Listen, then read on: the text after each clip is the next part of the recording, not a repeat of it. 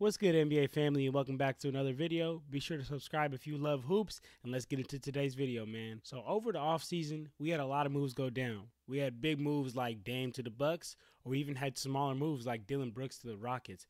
But they've all had an impact. And now that we're 15-ish games into the season, we've gotten a chance to see some of these offseason additions in their new moves. So in this video, we're going to talk about how they've been on their new teams, their impact, and at the end of the video, I'm going to get into who I think has had the biggest impact on their team so far. Let's get into it. First player we're going to get into is Dame in the Bucks, man. I mean, in my opinion, this was the biggest offseason addition. Lillard gave the Bucks a true number 2 option. At times, he can even be a number 1 option for the Bucks. I mean, on his opening night, on debut, his first game as a Milwaukee Buck, he puts up a record-breaking 39 points.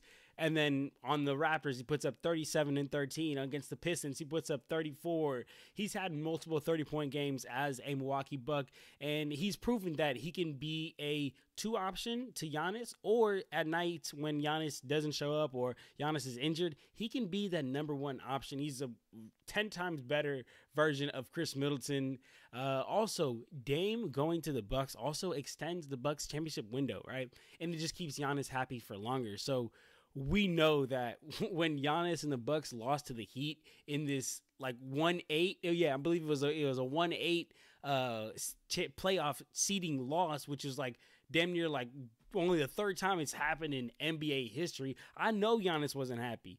There's no way Giannis was happy with the way Chris Middleton was playing and his inconsistency. So I know Giannis must have been thinking like, hey man, if Milwaukee not gonna give me a championship, somewhere else gonna do it. But now you bringing in Dame, that keeps Giannis happier for longer. It extends your championship window, and we haven't even got into the Giannis and Dame pick and roll. Now, it's still a work in progress right now, and it hasn't been the greatest thing out of the gate like how we expected. But, I mean, Lillard's clearly Milwaukee's most reliable outside shooter. He's probably one of the most reliable scorers just outside of Giannis. Right now, Dame's putting up 24 points per game, 6 assists on 40% from the field.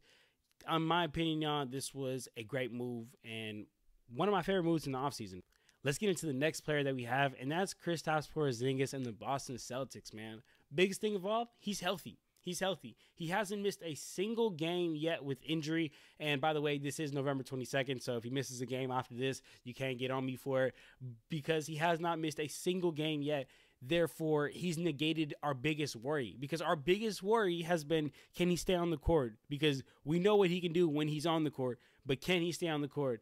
And he's been able to do that, man. As far as performance, he's been solid, man. He's fitting right in with Jason Tatum and Jaylen Brown. He's making the Celtics looking like they have easily the best starting 5 in the league. He's making the Celtics look like they have easily the best chance to go win another championship. They're my championship favorites right now. And I mean, right now, Porzingis he's bringing the scoring in 20 points per game, 7 rebounds, but he's also providing a tremendous amount of rim protection, man. 1.6 blocks per game, and the blocks are great. But yeah, if you are not watching the Boston Celtics, go watch them. Tell me how many shots that Kristaps Porzingis is altering just by getting his hands up, just by being out there, man. He's altering so many shots, and he's doing this all on a great efficiency, shooting 54% from the field and 33% from the three-point line. He still allows the Celtics to be able to stretch the floor because he's a three-point shooting big, man. But let's get into the next player, and that is another Boston Celtics, man. That is Jrue Holiday. Right now, he's actually averaging the least amount of points he's ever averaged, least amount of assists he's ever averaged, ever since his rookie year. But again, like none of that really matters because he's probably in the best opportunity he's ever been in, except Milwaukee, because he actually won a championship in Milwaukee. So I guess that's unfair to say. But I was going to say he's probably in the best opportunity he's ever been in to win a championship. I mean, he's in a completely different role than he's ever been in. Now he has, like I mentioned, he has JT around him. He has JB around him. And he's not going to have to handle the ball as much. The Celtics really wanted him for defense, and that's what they're getting him for. The Celtics right now are ranked number 3 defensively in the league, and Jrue Holiday is leading the charge. He's leading the way for the Celtics guards, man. He's getting the tough defensive assignments, and in my opinion, the most important aspect that he brings to the team isn't even his championship pedigree, isn't even that he's a veteran point guard. It's the fact that he guards the other team's best players. therefore freeing up Jason Tatum and Jaylen Brown for having to guard them. Therefore, Jason Tatum and Jaylen Brown can get less tired. Therefore, they can exert more of that energy on the offensive end so you can go score, so you can go get buckets. As far as performance, Jrue Holiday's doing his thing, man. 12 points per game, 7 rebounds, 5 assists, 43% from the field, 34% from the three-point line. And that 34% from the three-point line, I think, is an important aspect of his game that is honestly getting slept on right now because, like I mentioned, his acquisition to the Celtics was strictly for defense. They were bringing him on to be a defensive menace. But his ability to catch and shoot and also be able to run the offense as like the pick-and-roll guard, man, that gives the Celtics even more versatility as a team. And, I mean, Jrue Holiday and his real impact on the Celtics, it will really start to be seen come playoffs because that's really why they brought Jrue Holiday over, is because come playoffs when Jason Tatum, if he has his struggles, if Jaylen Brown has his struggles, you still even have another player there that is reliable. But let's go ahead and get to the next player. That is Jordan Poole, man. Jordan Poole on the Washington Wizards. Exactly what we thought, man. He's getting up all the shots in the world.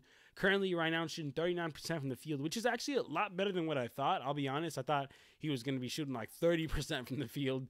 But then again, he's doing it on a losing team where somebody has to score. So I guess, you know, how real is that 39%? But what's not surprising is his 28% from the three-point line, which is just terrible.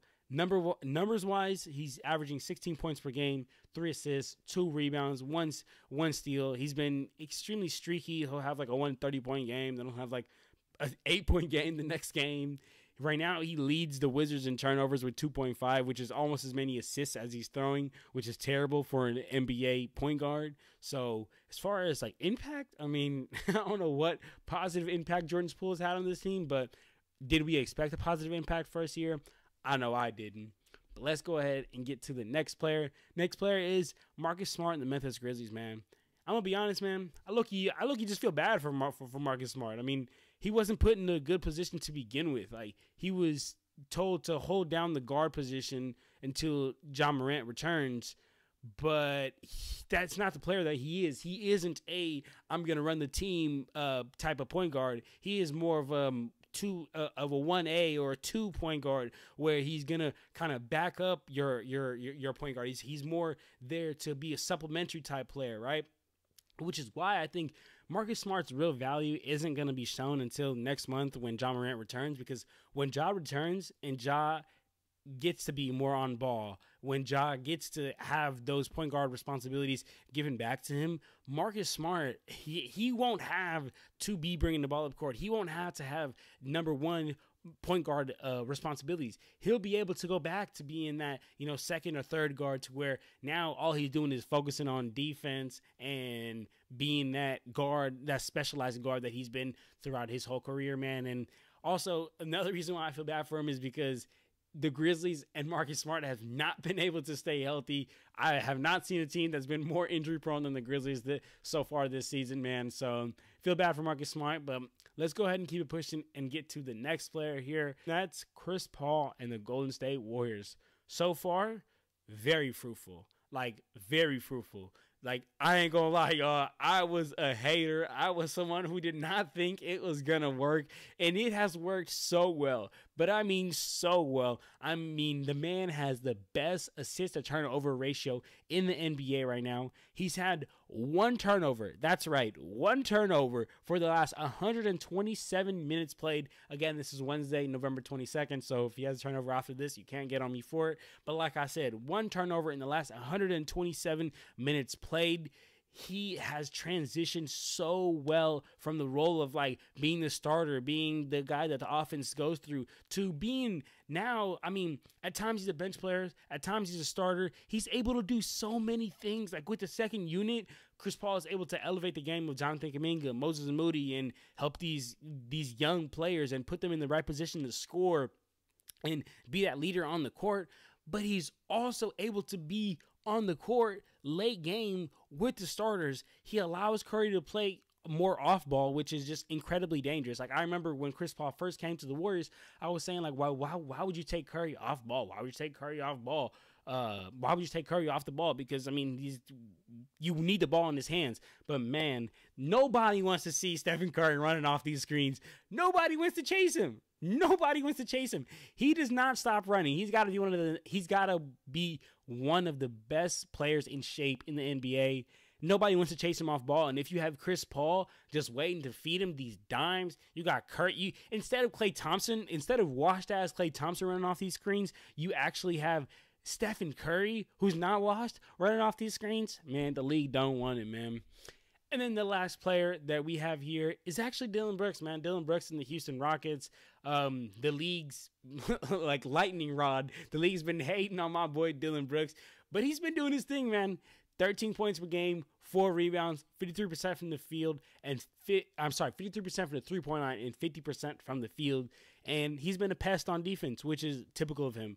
He's still poking bears, still trying to go in, still tries to go at LeBron, still tries to go at Curry, all the big name guys, still getting shown up by the big name guys. But that's the villain, I guess, mentality. He's embraced it. I know his name is like Dylan the Villain now. He switched it on Instagram or whatnot, so he's really embracing that mentality, which I guess works for him, so keep doing it. I mean, as long as you're going to keep shooting 50%, bro, from the field and from the three-point line, hey, man, you can call yourself Dylan the Villain. You can call yourself, I don't really care what you call yourself. Just keep shooting plus 50% from the field and the three-point line, and you can keep doing whatever you want, man. But there you have it, though, y'all. Those were some players that I have, and I just wanted to talk about, how they've been so far, their impact on the team, and just what I've seen from them. But like I mentioned, man, I said that in the beginning of the video, I'd get into, who has had the biggest impact so far on their team, which offseason addition has had the biggest impact. And to me, that's none other than Chris Paul on the Golden State Warriors, man. And the crazy thing is, like I said, when I was just talking about it, I was a skeptical person about it first. I was a hater. I wasn't a believer. And, man, did they prove everyone wrong. Chris Paul potentially just opened up the Warriors' window. I mean, like, some people may have considered their championship window to be closing or even have been already closed. Chris Paul just opened up that window again, or at least just gave the Warriors a fighting chance, a fighter's chance again. Bro, he does so many things for that Warriors team. I mentioned earlier about how he adds the veteran presence and the veteran presence to the locker room. But, y'all, like, he also adds the depth to the team because he can play with the bench unit. He can play with the starters. He adds the veteran presence in the locker room. He's able to unlock Kuminga. I mean, literally part of having Chris Paul on this team is just to help Jonathan Kuminga's progress just expedite a lot quicker. Also, Moses Moody, really all of these young guys, but especially Kuminga and Moses Moody, because the Warriors are going to be leaning on those guys to be the future of their team, the future of the league. And Chris Paul just gives him like a time machine, makes him like fast forward a couple years. He's just able, honestly, Chris Paul is just able to play multiple roles for the Warriors, multiple useful roles, whether it be on the bench, whether it be in the starting unit, whether it be a veteran presence, whether it be just a damn near like a player's coach. This just has been the perfect match made in heaven. So I just got to give I got to give all praise and all credit to Chris Paul, man. And then I do want to say real quick before I close out the video that once Dame and Giannis figure out this little pick and roll tandem, it's over, because the league is a pick and roll league, and once Dame and Giannis figure that out, it's over. It's over, man. That's all I got to say. But there you have it, though, y'all. I hope y'all enjoyed this video. Be sure to leave a nice comment down below. Be sure to subscribe. Let me know who has been your favorite offseason addition so far. Let me know who you think has had the biggest impact so far. Let me know in the comment section down below, man. Subscribe for more NBA content. And for now, we out of here, y'all. Peace.